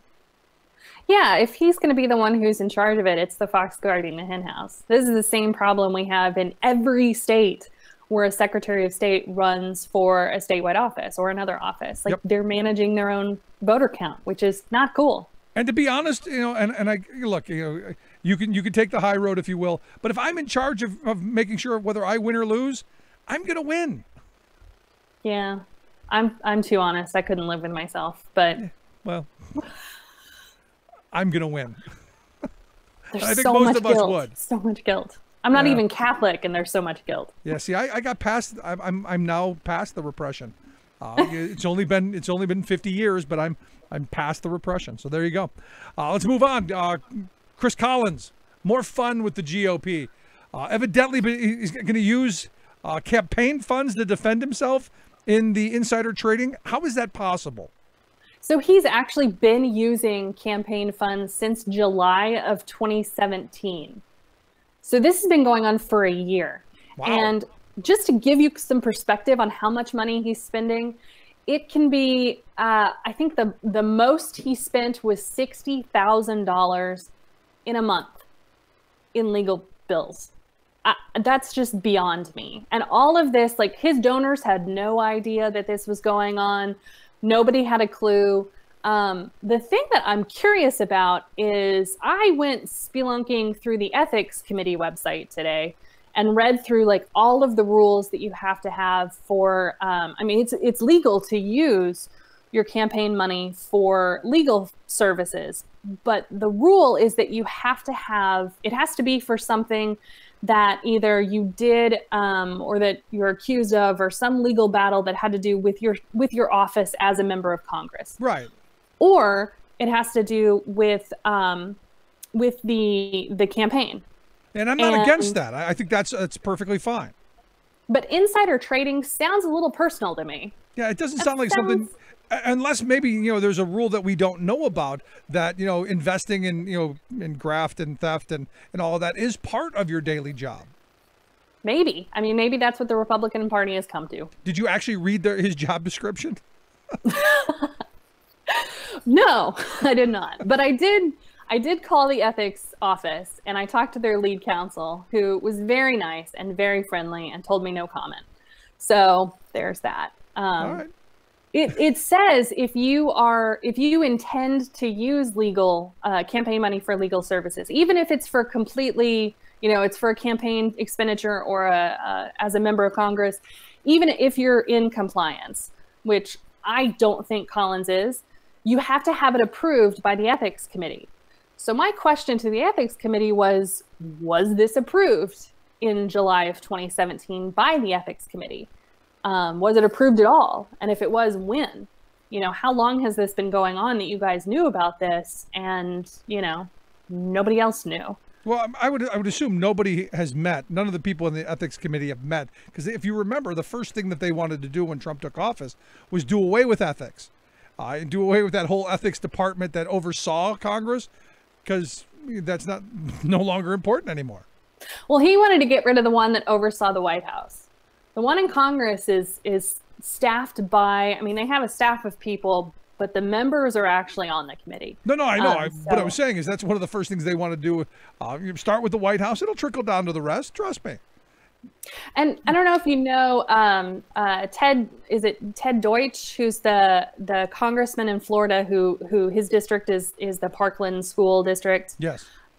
He's the ranking member of the ethics committee. So then I reached out to him and was like, "Hey, tell me what's going on here. Like, is this legal? Is this okay? If given what we know now, are you open to saying that you want to start an inquiry? Are you going to send a letter to the committee? Like, tell me what's happening." And they were like, "We actually can't talk about it. We're going to refer you back to the guy that you just talked to at the ethics committee." It's like, come on, man. Yeah, give me something. Throw me a bone. Something. But, you know, but they want to keep everybody in the dark. Somebody needs to FOIA it. I mean, that's the thing. I need to get crew after submitting a FOIA application to the ethics committee, because this is something we deserve to know. The other part of this, and outside of the insider trading, you know, as we're finding out more about this Collins guy, it turns out that, you know, he was sitting on this board of a foreign company, right? Yeah, he was on the board of this pharmaceutical company in Australia. So explain to me this.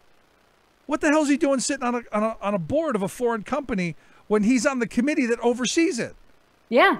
And what's crazy is he then started pulling in other people to it. So Representative Long from Missouri, who oversees his committee that he's on, oversees the FDA.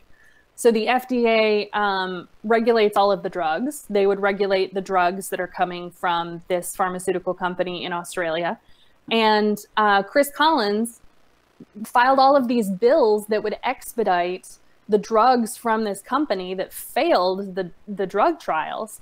It would expedite getting them through the FDA without us actually knowing if the drugs were safe or not. And Long invested, I think it was like 15. You have to, the way your personal expenditure thing, you fill it out, it gives you like a ranking. So like between $15,000 and $50,000 right, is how much he owned in stock of this company. And so he signed on to Collins' bill as a co-sponsor to say he wanted to expedite drugs from this company and others through the FDA. Wow. Which is just dangerous. No, but here's the thing, Sarah, we need the right to try. We need the right to try. So any poison they want to push at us with any, you know, snake oil salesman claims, we should have the right to try. That terrifies me. Because you end up with these people who, you know, have multiple sclerosis or they have a disease and they're desperate, and people will do whatever it takes whenever they're desperate. Yep. And playing on that is just unacceptable. No, I mean, it's that false hope. And I remember there was a movie with Jim Carrey, and I forget the name of it, where when he was playing Andy, oh, come on. Andy Kaufman? That's it. Where he went to India or somewhere, and they were going to try and find a cure for the cancer he had. And as he's in line watching, he realizes that the guy's got, you know, he's palming like a snail or so, or, you know, a leech or something. And he realizes at that moment it's all just a ripoff and it's graft. And he just starts laughing because he knows he's screwed. And yeah. See, that's the kind of thing that, you know, we're moving toward. I mean, look, the FDA does move at a snail's pace, but for good reason. I mean, you don't want to be poisoning people. Yeah, exactly. I don't want, you know, I would try anything. If I could cure my grandpa from Alzheimer's, I would do anything. I really would. But, you know, if you give me something that's going to kill him, how is that any better? Yeah, it's just crazy. Just. But it is the world we now live in. It's just crazy. Let's move on. Donald Trump Jr. Or, you know, the stupid one, who I'm fully expecting Trump to throw under the bus again fairly soon. Any thoughts? He's the Forrest Gump of collusion. That's what Samantha Bee said on Wednesday night. And I was rolling. I was laughing so hard because it's really true. Like, if you think about it, it's like every instance of collusion, Donald Trump Jr. is there. And he's dumb enough to have colluded. You know, he's dumb enough to have just sort of stumbled into it aimlessly and be like, well, I didn't know that was illegal. It's like, yeah, no, it's illegal. Have fun in it's called prison. blind ambition. And this is why, you know, all of the nonsense around that meeting. And now I guess we're finding out that there was a pre-meeting before the big meeting. I said right from the start that Kushner was blind ambition, arrogant. I can get away with anything, so it doesn't surprise me he was looking to cheat. And Junior was just plain stupid, just plain arrogant, and narcissistic. Like Daddy, only dumber. Exactly. And there's no question that they took that meeting solely to get dirt on Hillary from a foreign adversary. And they didn't care whether it was illegal. They didn't care whether they'd get caught. It was just about blind ambition and arrogance. Yeah, they just wanted to show up and get their dirt and move on. And when they found out that it wasn't that, it seems like all of them were mad. The way that they describe it, they were like, it was nothing. We showed up and we wasted 20 minutes on nothing. And they seem genuinely angry about it. It's like, dude, you just committed conspiracy with a foreign country. Come on, man. Do you have no idea what you just did? No, they didn't. And that's where blind ambition and arrogance will get you. And then it indicated to Russia that they were willing to do whatever it took to get elected, and so Russia swooped in. But don't you think, all that groundwork had been laid long before, that they knew they were willing to play ball, that they've been in the same rooms and in the same meetings and meeting with the same oligarchs, going back, some reports have it going all the way back to 2013 with Trump and the Miss Universe in Moscow. Yeah, and I think honestly there's a lot of I think Russians who have infiltrated a lot of different Republican strongholds, like the NRA or the prayer breakfast, all of these things you're hearing about. Maria Butina, who attended all of these meetings and met with all of these people. She's the Forestina Gump of collusion. Because the reports that I'm starting to hear now is she was involved in everything. Mm-hmm. She met with all kinds of people that were bigwigs in the party. She met with some guy from the Discovery Channel show that they were thinking about doing a hunting thing in Russia.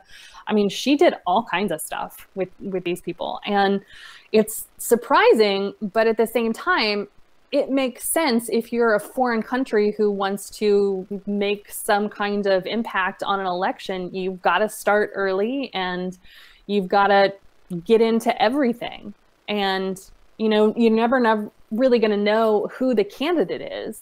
Obviously, we started out with Trump and a slew of other nut bars, and you never know who they're going to vote for.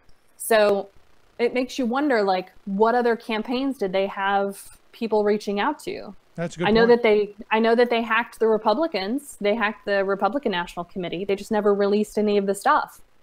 And a lot of people don't talk about that. They talk about, the DNC wasn't secured. No, they hacked the RNC too. And I like to remind people that who they didn't hack, Hillary. Right, they didn't hack Hillary's private server.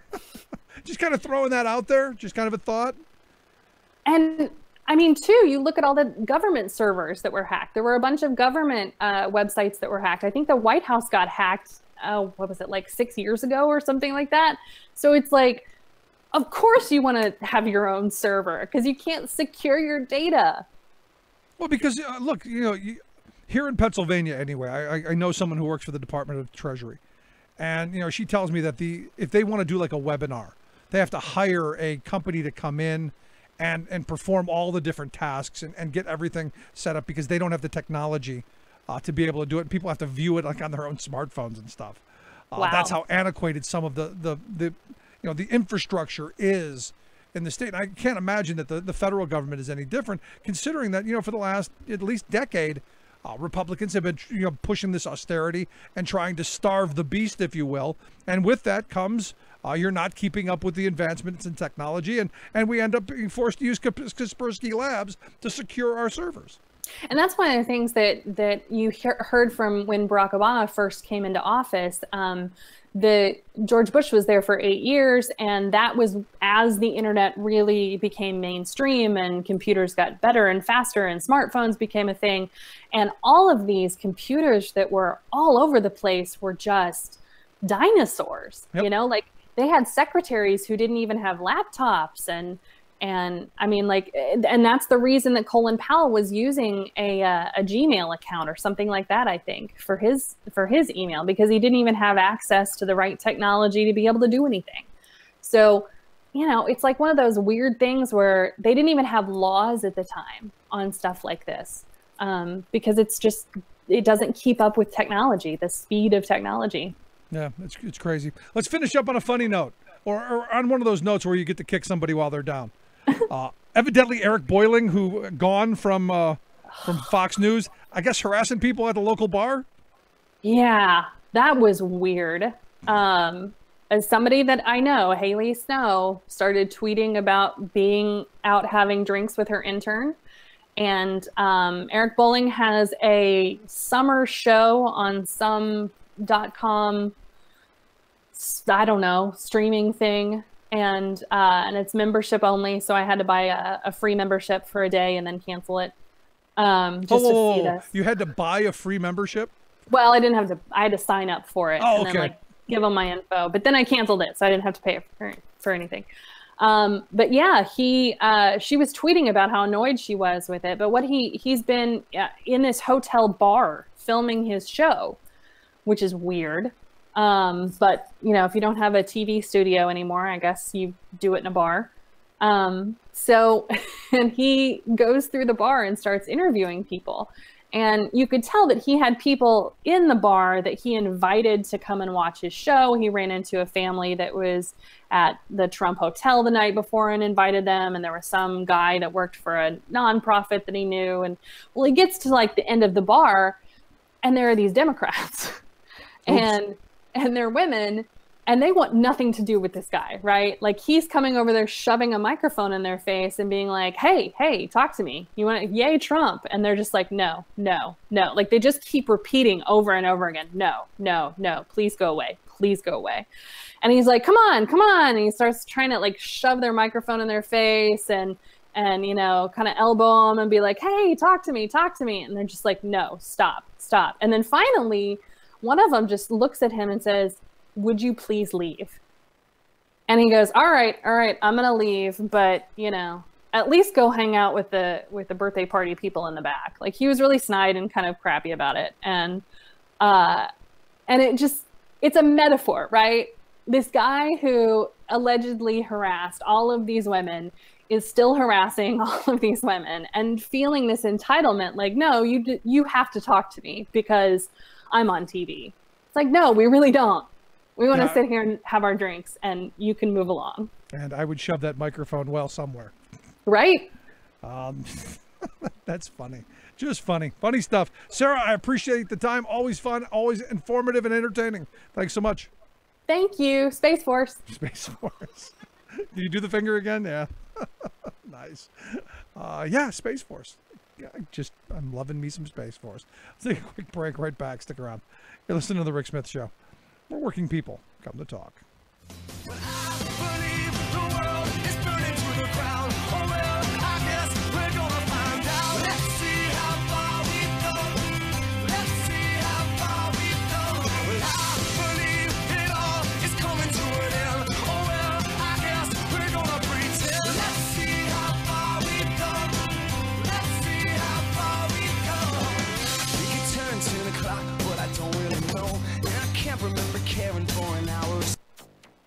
The EPA this summer proposed a rule that may allow a number of new products to contain asbestos. Trump's EPA is bringing asbestos back.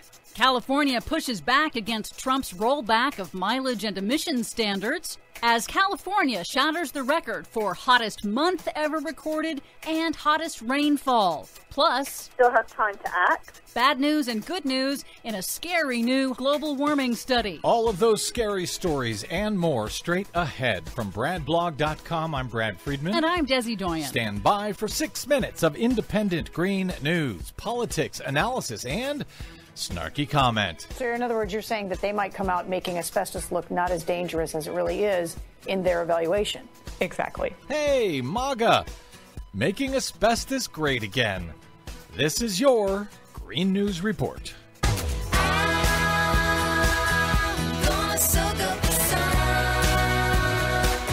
Okay, Desi Doyen, the summer of heat records continues to continue.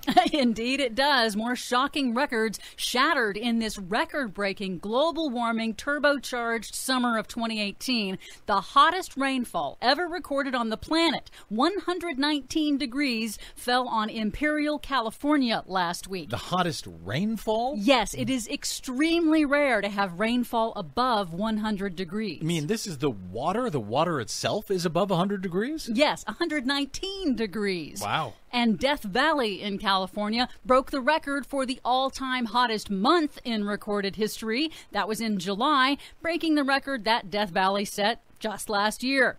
Meanwhile, retail gas prices are going up. The price of crude oil spiked this week in anticipation of the Trump administration reimposing sanctions on Iran, including its oil exports, in coming months. But Politico reports that pain at the pump for consumers likely won't be as bad as the last time gas prices were this high because, thanks to President Obama, fuel efficiency standards are a lot higher today. So families don't have to fill their gas tanks quite as often.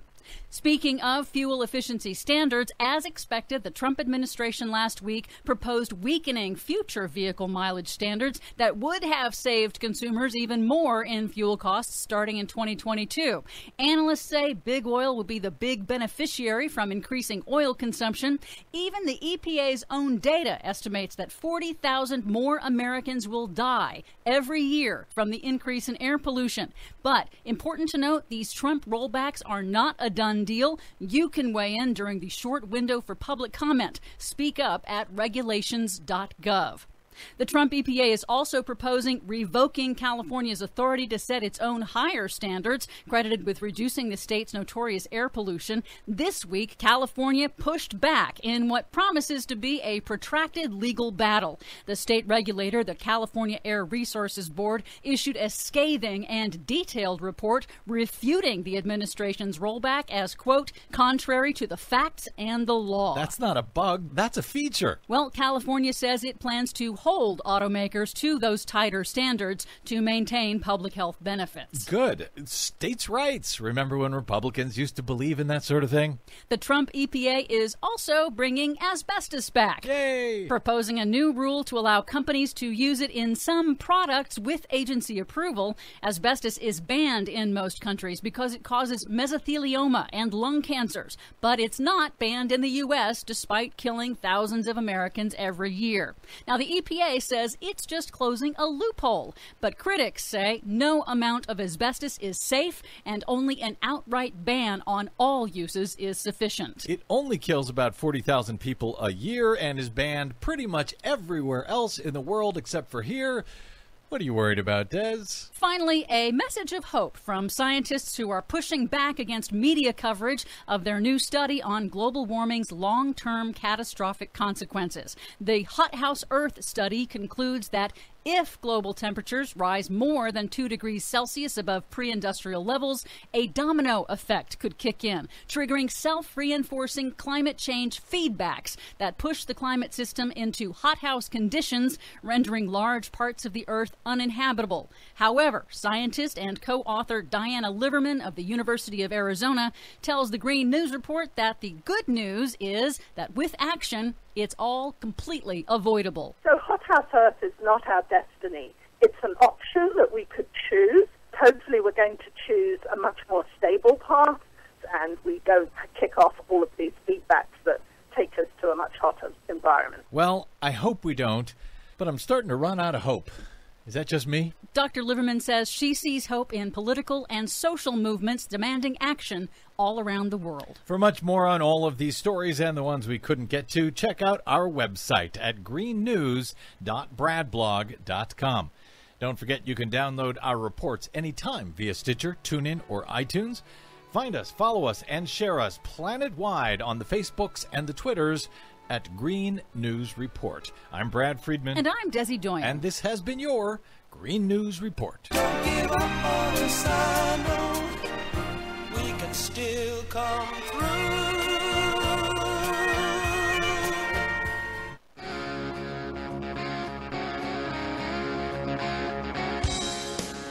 Yes, it is all about the children, even after they're born. Rick Smith. Silent teacher, hold my hand.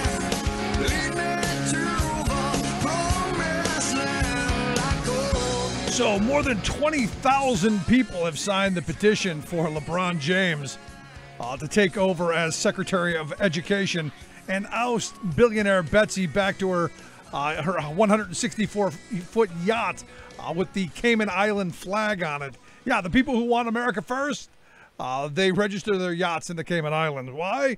Well, because we wouldn't want to have to pay anyone. We want to be able to abuse labor laws and cheat on taxes and stuff like that.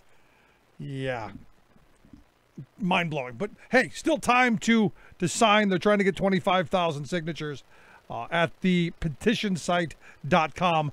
So all you have to do is go to thepetitionsite.com and right there sign up for LeBron James as Secretary of Education. He says, hey, couldn't do any worse than what we've got now. And if you look at the school that they opened up, I guess, this week, I'm in favor of a lot of the things that they want to do. I think we should universally do it across education. But here to talk a little bit about what we see, especially in inner city schools, I've asked Susan DuFresne to come talk with us. She's an integrated kindergarten teacher, author, illustrator, and also one of the Badass Teacher Executive Board members. Susan, thanks for taking time for us. Thank you, Rick, for inviting me on the show, and a shout out to Gus Morales, elected Executive Director of BAT, for arranging our connection tonight. Yeah, Gus is a great guy. What do you think of this? What do you think of the I Promise school and LeBron James, pushing this and being the face of this new school that they've opened in Akron? Well, I think it's great because it's a truly public school. It is run by an elected school board, and it is not a charter school. And that is really an important thing. The other piece is that he's providing wraparound services, which we know that our children need. No, and this, one of the things I said yesterday, and for some reason I thought it was a charter, so I now stand completely corrected and happily so, because as you said, it's the wraparound service. It's the bringing the parents in. And one of the first, when I first heard that, they're going to have reading classes for parents and the opportunity to get a GED, I'm going, see, that's what we should be doing everywhere, not just for these 240 kids. Absolutely, and we did things like that in the 20s, but we have a lot of issues in our country, as you know, with the way we are treating immigrants today. Yeah. This is a market service that he's providing. Now, you look at this and, there's a bunch to this. I mean, the idea of having free breakfast and free lunch, having their uniforms paid for, their tuitions paid for. At the end of it, if they graduate and they can get into the University of Akron, their college tuitions paid for. I mean, this is, look, this is where we should be going. Well, and I think that, if we tax people like the Microsoft and in Washington State here, we've got really the big five. We've got Boeing, we've got Amazon, we've got Microsoft, Starbucks, Nintendo, and more. And they all get by without paying taxes. And like you were just talking about, they have their tax shelters on the Cayman Islands, etc. If they all had to pay their taxes, then we could provide all those things in our public school. Yeah, I mean, we see report after report coming out on how the wealthy are getting away with paying taxes and how their wealth continues to grow and all of this. And yet I don't think we focus enough on the negative effects of having a billionaire class as large as we have. And I think it comes down, especially when you're talking about minority communities, where they seem to be the ones that get dumped on the most. Absolutely, and they have for centuries. I tell the story all the time. I grew up in a housing project on the west side of Cleveland and in a minority community. And the silver bullet idea back then was busing. We were going to ship kids from one side of town to the other side, from one crummy school to another, one underfunded school to another, one school with outdated materials to another. And they thought that was going to fix things. Instead of doing what I think this school in Akron is getting at. It's the wraparound services. It's the community idea. It's also making sure that, all of the external things are examined, like having breakfast and lunch. Absolutely, and I hope LeBron has employees there that are unionized. I think that's really important. We know Dr. King was killed in a situation where he was working to support the unionists, and we cannot have racial justice in this country without having economic justice. And we can't have economic justice with all these oligarchs not paying their taxes. No, you're absolutely right. And I tell the story all the time. I grew up in a predominantly black neighborhood, and I learned very, very young that it wasn't about black and white. It was about green. It was about the economic power, because at the end of the day, we were both broke. That didn't matter. We both didn't have food at the end of the month. We both were worried about being out in the street. And it was that economic power that I think all of us should have been fighting for. We definitely need to fight for that now, and I just, we still have to be careful, because even though we may be living in poverty, there's still institutional racism, and that impacts people of color in a much different way, in addition to poverty. Right. Now, you had said a second ago that you hope that the teachers at the LeBron James School, they'll be unionized. We now live in the post-Janus world, where that's going to be much harder. Any ideas? Any thoughts on that? Oh, absolutely. Red for Ed is rising all over the country, and in Missouri, they just did a really great thing with ending the right to work there. I think what we have here, Rick, is an opportunity, and I think that we're going to see labor rising. And we're working on that all over the country. And it's happening in our right to work state. And I think people are going to be in for a surprise. I think Reagan tried to kill it with what he did with the air traffic control pieces in the 80s. But I think that we are going to see union rising, and we're starting to build coalitions all over the country with labor. Well, I think, to be honest, from the Patco firings forward, what you've seen, especially in the private sector, is a steady decline of union membership, and in the public sector, you actually saw it go up, because the rules were in such a way that it was easier to join. It was easier to get that first contract. It was easier to get over the obstacles that our ossificated labor laws have put in the way of average everyday working people. For me, I've been saying for a long time, all of these attacks, they come and the response is tepid. What I want to see is a much more militant labor force. And, I say this all the time, you can talk about the unions, but the unions are nothing more than all of the members. And what I want are militant members, because without militant members, you can't have militant unions. Well, and that's the Badass Teachers Association. Rick, we have BATS in Puerto Rico working to help there. We've got BATS working to support the Parkland students, Black Lives Matter and Black Lives Matter at school, the Me Too campaign, the immigrants and DACA and the issues of family separation. We're fighting against the racist high-stakes testing and privatization, but we're also fighting for things like community schools. We are allies with Journey for Justice and the We Choose campaign. We fight for health care and climate justice. We've got a lot of science educators.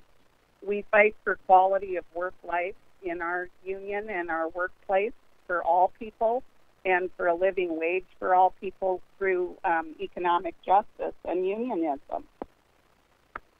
Which is why we have you on every week. I like active. I like engaged. I like people who are gonna get into the streets and mix it up, because this is where we have to change things. For too long, we've been passive. For too long, we've taken, we're just happy to have a job. Like the Huey Lewis song, I'm taking what they're given because I'm working for a living. Well, you don't have to take it. You can stand up, speak out, step forward, and fight back. And that, to me, that's the message of this moment right now. Yes, and that gives me hope. I think that it needs to be more than marches, though. I love the marches, and there's a continuum of activism. Sometimes it takes a while to get a person to wear a button, for example, or a red shirt. We have to start somewhere with people, but eventually, I think to make a real change in this country, it's going to take more civil disobedience. No, I'm right there with you. Are you hopeful for the future? I mean, I talk to a lot of people who are, the Trump thing, doom and gloom, the prospect of a Brett Kavanaugh sitting on the Supreme Court has people in the doldrums. Where do you find yourself? It's up and down, and I would say mostly up. I like I said, I see Janice as an opportunity, and I see people rising that have never gone to a march before. And I think what we really need to do, we've got a lot of identity politics going around, and it's really important to understand all of those different pieces. But we also need to have some intersectionality, and by that I mean I think all of these social and racial justice movements need to join together. And if we join together, the people have the power. We're giving it away. Right. And little by little, I think people are starting to understand that. No, I mean, at the end of the day, what's happened, especially to the working class of this country, and I always, I love to quote the great railroad magnate, Jay Gould, who said, I could easily hire half the working class to kill the other half. We see that played out almost every day.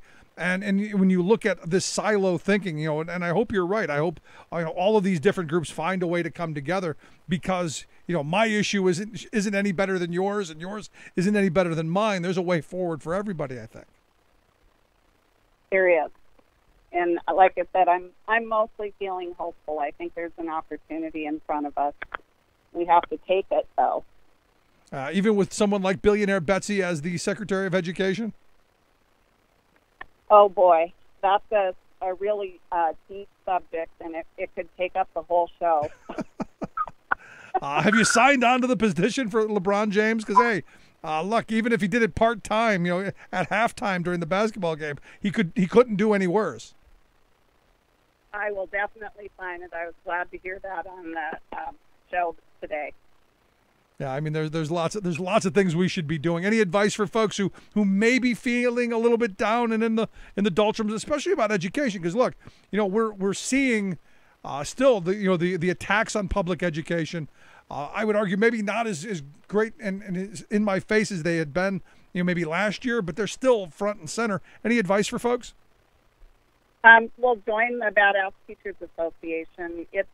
There's a lot of hope in our group because we help support local issues, we help support state issues, and we support national issues. And we have people in all 50 states and in communities across all those states. So it's a hopeful place to be right now.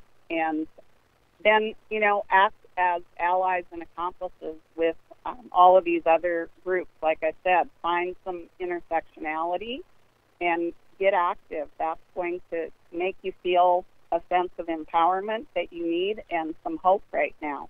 There you go. Come together. Don't isolate. Don't feel alone. Join a group of like-minded activists and militant folks and take the country back. Right, Susan? Yeah. That seems like some great advice.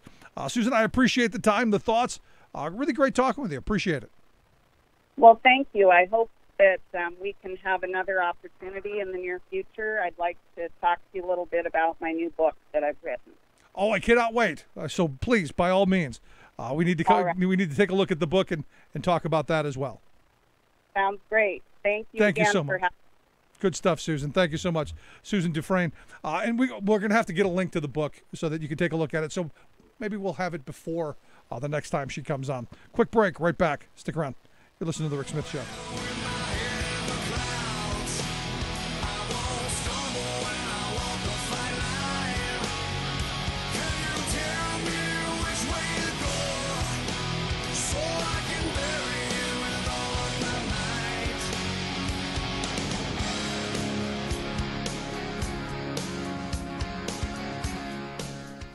I'm Rick Smith, and this is Labor History in 2. On this day in labor history, the year was 1979. That was the day that young women workers at the YH Trading Company in Seoul, South Korea, staged a sit-in strike. The women made wigs for export. The company had been one of the leading exporters in the nation. But then the managers began to move the profits from the wig company to a shipping company under the same ownership, as well as to a film production company. This drained the profits from the wig factory and left it in massive debt. The owners shut down the company without warning, firing all of the employees. These women did not only lose their jobs. Water and electricity were turned off at the factory dormitories where the workers lived. A union represented the young women. The union planned a strike at the building, but the police were called in to break it up. The workers decided to move their protest to the local headquarters of the new Democratic Party. The party was in opposition to the leader of Seoul, President Park Chung-hee. The fired women were welcomed at the new Democratic Party headquarters. There, they decided to stage a sit-in to bring attention to their situation. The workers' sit-in only lasted 3 days. Then 1,000 police stormed the building. They overturned furniture and broke windows. They dragged the women out of the building violently. One woman, 21-year-old Kim Young-suk, died in the raid. She fell from the roof of the building in a clash with the police. 4 of the union leaders were sent to prison. More than 200 of the workers were expelled out of the city of Seoul and sent back home to rural areas. Today's Labor History in 2 brought to you in memory of Carol Hillman, a passionate friend of workers and volunteer of the Illinois Labor History Society and The Rick Smith Show. From UN headquarters in New York, I'm Luke Vargas with your World in 2 minutes. Former Chilean President Michelle Bachelet has been tapped to steer the UN's global human rights agenda, positioning her to become one of the most outspoken voices on a range of crises spanning Syria to Yemen, Myanmar to South Sudan. Bachelet will take over from Jordan's Prince Zayed Rad Al Hussein, who became UN High Commissioner for Human Rights in 2014 and developed a reputation as a straight talker willing to call out the U.S. and other countries, big and small. He was very open, very eloquent, and very open to criticize governments when they were violating human rights. I think that has to continue. Renzo Palmi is Amnesty International's representative to the UN in New York and says Bachelet's familiarity with other world leaders could give her added cachet, particularly if she chooses to push back against heads of state, cracking down on rights activists or the free press. I think with the stature that Michelle Bachelet has, she should work with states to make sure that civil society, NGOs, and human rights offenders are able to participate and contribute as they have been doing for so many years. Should she master the art of highlighting rights abuses in her public statements, Bachelet will still have to confront structural issues that complicate the UN's human rights goals. For one, the Security Council is as divided as ever, with veto-wielding countries like the US and Russia shielding their allies from international justice. Then there's America's recent withdrawal from the Human Rights Council in Geneva, a move the Trump administration pinned on the Council's alleged anti-Israel bias. But Palmi says Bachelet can only do so much, and it's the responsibility of countries, ultimately, to change the UN system. States shouldn't put all the burden on her. It's the role of states to provide us the resources and the political will. Luke Vargas, the United Nations. Remembering that united we bargain, divided we beg. Rick Smith. To this battle, take my union gun. Gonna end this world of slavery, for this war is one you're bound to lose. You fascists are bound to lose. So evidently yesterday was the closing of the comment period for the citizenship question on the census in 2020. Now, it's been reported that more than 250,000 comments have been made calling for the removal of the question. Now, I'm already of the mindset that it doesn't matter what we say. They're going to move forward and push this on there anyway, just so they can gerrymander and rig the system anyway. Because they understand that they have people who sit up nights thinking of how they can control the system, how they can rig the game. These are, I've often said, in the, like the 20s and 30s, you had these famous bank robbers. You had Pretty Boy Floyd and Bonnie and Clyde and Derringer, and you had all of these, all of these colorful characters. Who were the criminals of the day. We don't have those anymore. What we have are CEOs. What we have are think tank heads.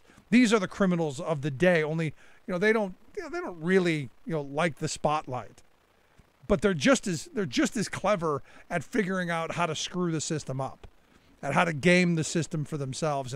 And this is another one of those things that they've been dreaming about for a while. You know, it's like the whole no rights at work agenda. You know, across the country, right to work is not popular with working people. I've yet to find someone who goes, we should pass that in every state.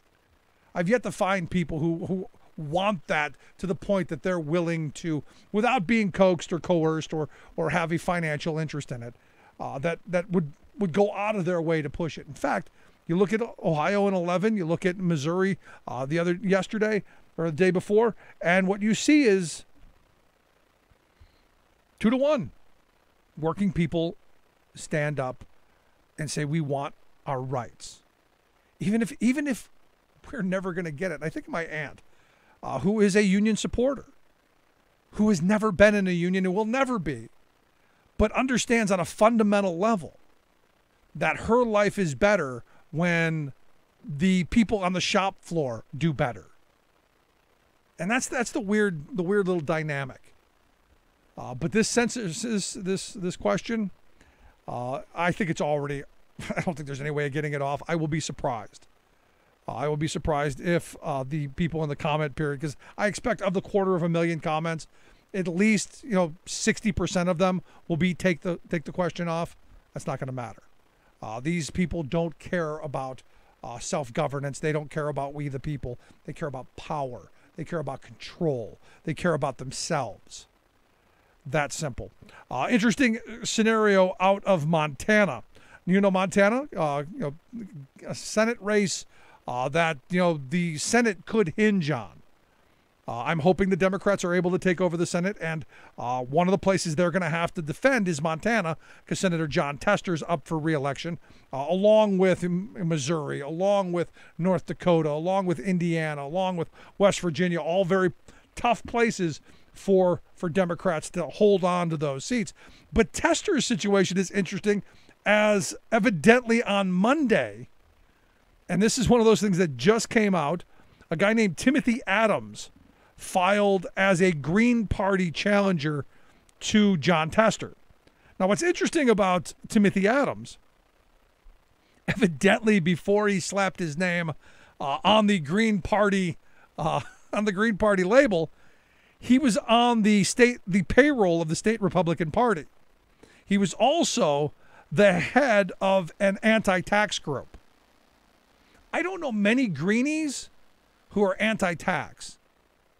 Sorry, I don't know any free trading, tax slashing greens.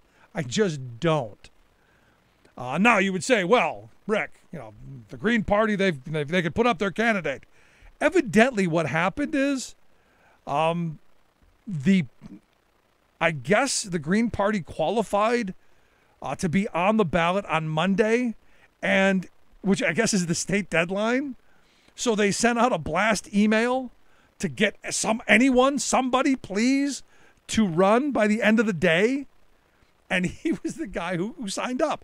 It would be like the Republicans sending out a blast email that I would get me going, sure, I'll run against Lou Barlotta as a conservative candidate or something.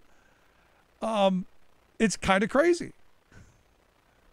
But this is what happens sometimes. And this is why, again, in places where it doesn't matter, vote however you want. But in places where the elections matter, Greens, come to your senses. Until we can get ranked voting, until we can get instant runoff voting, until we can whatever we can get to where you can vote your conscience and not throw your vote away, it's all hands on deck right now. We are in troubled waters. It's just that simple, but not surprising. And look, the Republicans took the opportunity. We'll see how it plays out. If you missed any of today's program, thericksmithshow.com. That's where you go to get the podcast.